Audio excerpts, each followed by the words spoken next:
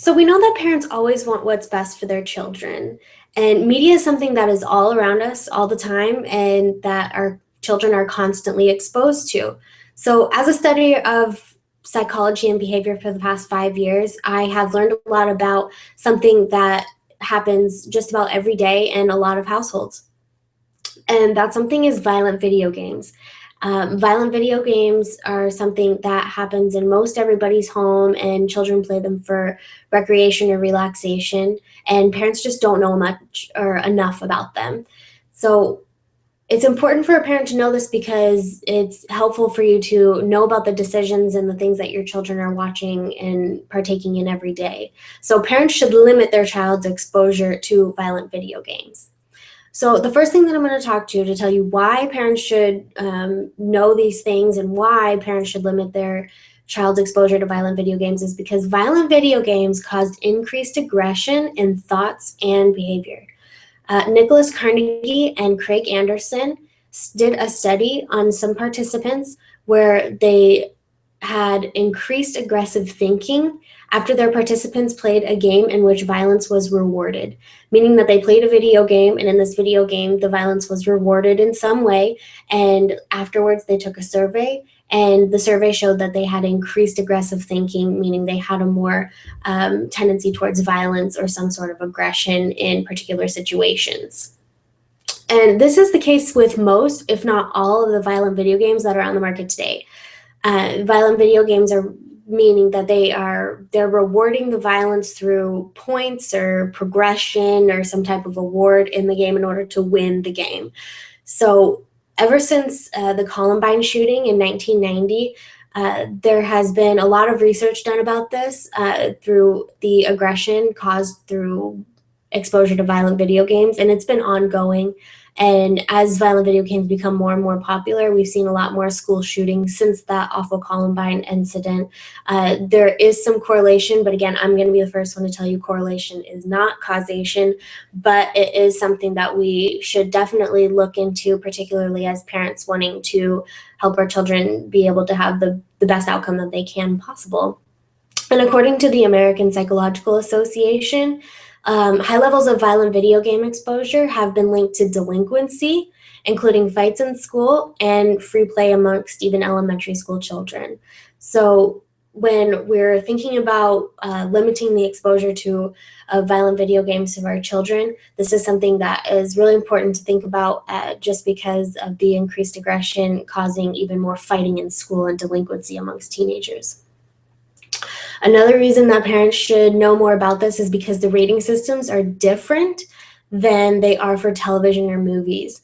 And, a lot of people ask, well, aren't there rating systems for video games? And yes, of course there are, but they are different. They're not the same as they are for television or movies.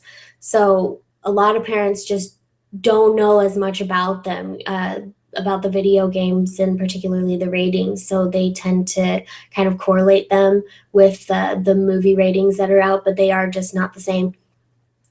In 10 different states, according to NBC, have tried to put a ban on the selling of violent video games to minors.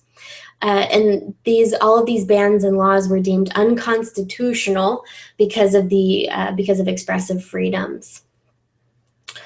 Another reason that parents should limit their children's exposure to violent video games is because these video games are not only violent and cause increased aggressive thinking and behaviors, but they're also vulgar as well.